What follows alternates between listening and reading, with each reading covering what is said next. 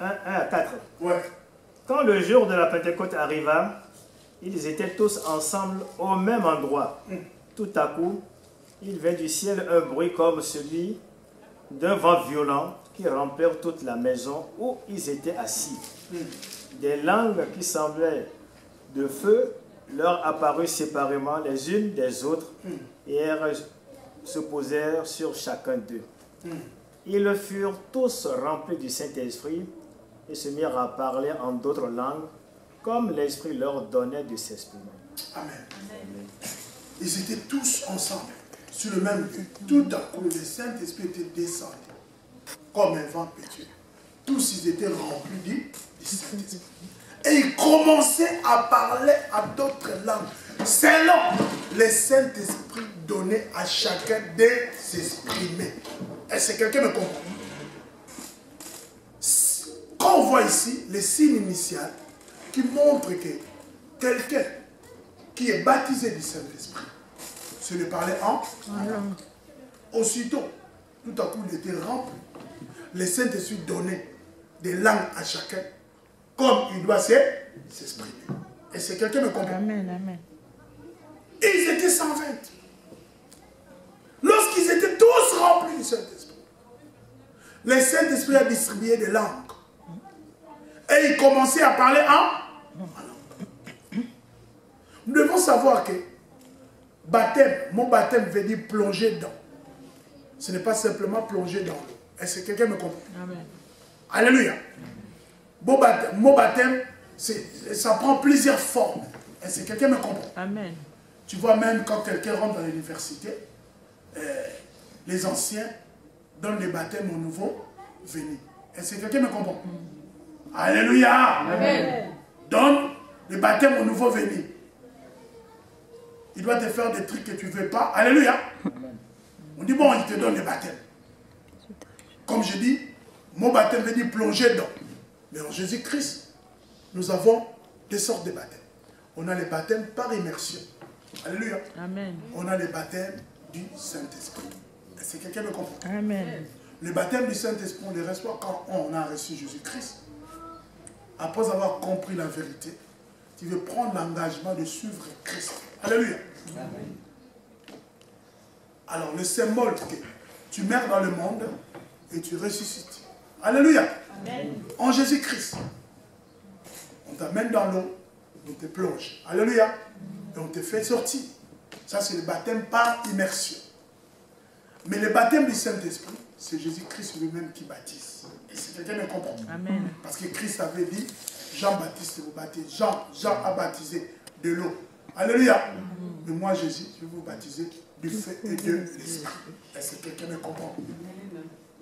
Et c'est le jour de la Pentecôte. C'est Jésus lui-même a accompli sa promesse. Ils étaient tous semblants. Tout à coup, il y a un vent impétueux. Tous étaient remplis du Saint-Esprit. Et ils commençaient à parler à langue. Continuez. Verset 5 jusqu'à 12. 5. Ouais. Or, il y avait en séjour à Jérusalem des Juifs, hommes pieux, venus de toutes les nations qui sont sous le ciel. À ce bruit, ils accoururent en foule et ils furent stupéfaits parce que chacun les entendait parler dans sa propre langue. Ils étaient tous remplis d'étonnement et d'admiration et ils se disaient les uns aux autres, ces gens qui parlent, ne sont-ils pas tous galiléens? Comment se fait-il donc que nous les entendions chacun dans notre propre langue, notre langue maternelle? Path, Mèdes, Élamites, habitants de Mésopotamie, de la Judée, de la Cappadoce, du Ponce, de l'Asie, de la Phrygie, de la Pamphylie, de l'Égypte, du territoire de Libye voisine, de Cyrène, de résidents venus de Rome, juifs de naissance ou par conversion, crétois et arabes. Nous les entendons parler dans notre langue dans l'autre langue, des merveilles de Dieu. Tous remplis d'étonnement et ne sachant que penser, ils se disaient les uns aux autres, qu'est-ce que cela veut dire? 13. Mais d'autres se moquaient et disaient, ils sont remplis de vin doux. Alors Pierre, debout avec les 11 apôtres, s'exprima d'une voix forte en ces termes. Hommes de Judée, et vous tous qui séjournez à Jérusalem, comprenez ce qui se passe et prêtez l'attention et l'oreille à mes paroles. Ces gens ne sont pas ivres, comme vous le supposez, car il est 9 heures du matin. Mais maintenant se réalise ce qu'a dit le prophète Joël. Dans les derniers jours, dit Dieu, je déverserai de mon esprit sur tout être humain. Vos fils et vos filles prophétiseront. Vos jeunes auront des visions.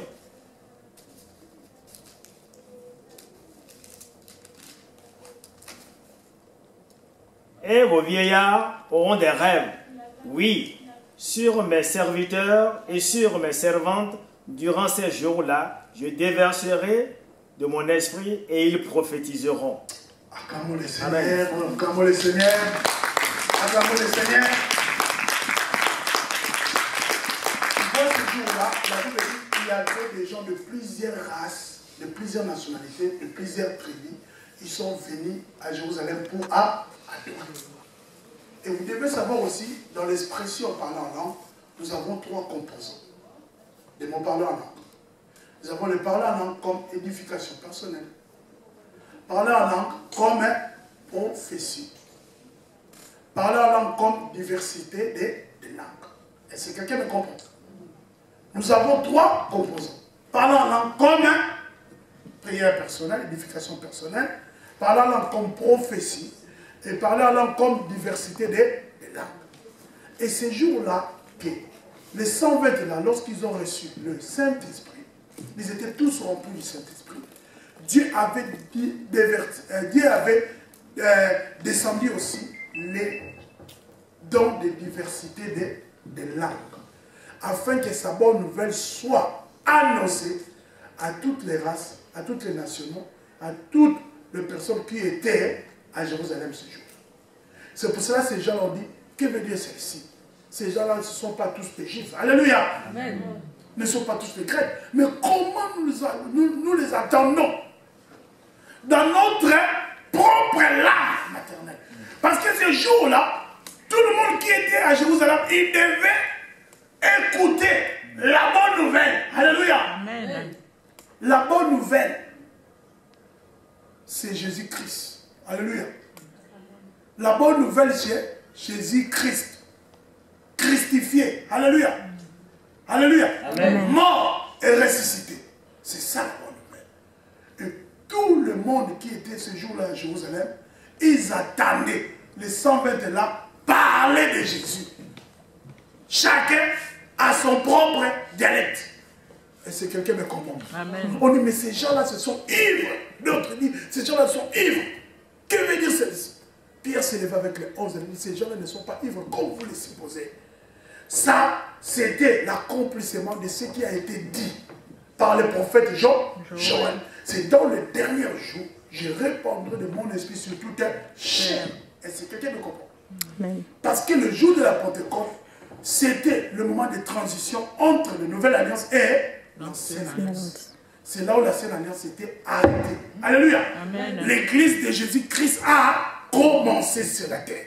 Est-ce que quelqu'un me comprend? L'église de Jésus a commencé sur la terre le jour de la Pentecôte. C'est pour cela que sur le discours de Pierre, ils ont gagné 3000 ans. Ils sont rentrés, ils sont devenus des chrétiens. Est-ce que quelqu'un me comprend? C'était le jour de la Pentecôte. C'est pour ça que le jour de la Pentecôte, c'est une célébration pour nous les chrétiens. C'est un jour, c'est une journée vitale, c'est une journée solennelle pour nous. Parce que tout a commencé pour nous le jour de la Pentecôte. C'était la réalisation de ce que Jésus avait fait à la croix. C'était le jour de la Pentecôte. Est-ce que quelqu'un me comprend? Amen. Parce Parce que l'église de Jésus a été née à la croix.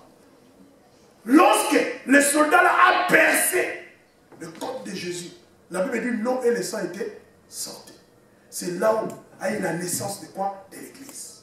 Mais l'ouverture solennelle de l'église de Jésus, c'était le jour de la Pentecôte. Est-ce que quelqu'un me comprend? Amen. C'est là où Dieu avait accompli le prophète Joël. Que mon esprit maintenant va descendre sur toute chair. L'esprit de Dieu qui était un mystère de l'ancienne alliance. Tout le monde ne pouvait pas avoir l'esprit de Dieu. Ça veut dire que tout le monde n'avait pas droit de rentrer dans la présence de Dieu. Alléluia. C'est pour ça que les gens venaient avec leur offrande et restaient en dehors du temple. Alléluia. C'est le sacrificateur qui avait droit, alléluia, de rentrer, alléluia, dans le lieu saint. Tous restaient dans le parvis. Alléluia. Et dans le temple, la Bible dit qu'il y avait 3 rideaux. Alléluia. Personne ne pouvait voir lieu saint et lieu très saint. Tous ils étaient là, dans les rideaux des parvis. Est-ce que quelqu'un me comprend? Amen. Ça veut dire que Dieu était mystère. Parce que pour adorer Dieu, tu devais avoir l'esprit de Dieu. Comme tout le monde n'avait pas l'esprit de Dieu, tout le monde n'avait pas accès à la présence de qui? De Dieu. Est-ce que quelqu'un me comprend? Amen. Mais avant que Jésus puisse dire tout est accompli, la Bible dit les rideaux du temple étaient déchirés à des morceaux. Alléluia. Amen. Là où les gens ne pouvaient pas voir, tout le monde a vu le lieu saint. Parce que dans le lieu saint, il y avait quoi? Il y avait l'arche. Est-ce que quelqu'un me comprend? Il y avait l'arche. Dans l'arche, il y avait la loi de Dieu. Alléluia. Et la manne. Est-ce que quelqu'un me comprend? Et là où il y avait les lieux très saints, personne ne pouvait y entrer. Mais avant que Jésus puisse dire tout est accompli, la Bible dit les rideaux du temple étaient déchirés à des morceaux. Ça veut dire, c'est le jour de Pentecôte que Jésus a fait de toi et moi un royaume de sacrificateurs. Alléluia. Amen. C'est le jour de Pentecôte que Jésus a fait de toi et moi une nouvelle alliance des races élites. Alléluia. Des sacerdotales royales. Les gens qui auront l'accès. Alléluia. Amen. Dans sa présence. Est-ce que quelqu'un me comprend? Amen. Amen. Dans sa présence. Fini qu'un sacrificateur puisse intercéder pour toi. Fini qu'un sacrificateur puisse parler de toi comme un intermédiaire devant Dieu. Mais quand tu as le Saint-Esprit, toi-même, tu peux rentrer librement dans la présence de Dieu. Alléluia. Amen. Et c'est le jour de la Pentecôte que Dieu avait répandu mon esprit. Dieu avait soldé son esprit. Son esprit qui était quelque chose de grâce, quelque chose de pénible et que personne ne pourrait pas la voir. Mais le jour de la Pentecôte, Dieu avait soldé son esprit. C'est quelqu'un me comprend? Amen. Dieu avait donné son esprit à tout le monde. Et ces jours-là, il n'y avait pas la comparaison entre l'homme et la femme. Nous tous, on était un, selon l'esprit. Parce que le Saint-Esprit était descendu sur les hommes et sur les femmes. Parce que dans la logique de la Sainte Alliance, des femmes étaient déconsidérées. Est-ce que quelqu'un me comprend? Des femmes ne pouvaient pas parler là où il y a des hommes. Les femmes ne pouvaient pas dire un mot. Les femmes ne pouvaient même pas parler de la part de Dieu. Alléluia. Mais le jour de la Pentecôte aussi, Dieu avait à valoriser la femme. Alléluia. La femme est devenue un comme l'homme. En Jésus, nous n'avons ni homme ni femme. Parce que l'esprit n'a pas de sexe. Est-ce que quelqu'un me comprend? C'est pour cela, ici, nous croyons aussi dans le ministère de la femme. La femme, il doit prêcher l'évangile. Amen. Parce que quand on prêche l'évangile, ce n'est ni par notre intelligence, ce n'est ni par notre philosophie, ni par notre savoir. C'est poussé par le Saint-Esprit que les hommes et les femmes ont parlé de la part de Dieu. Est-ce qu'on peut acclamer le Seigneur?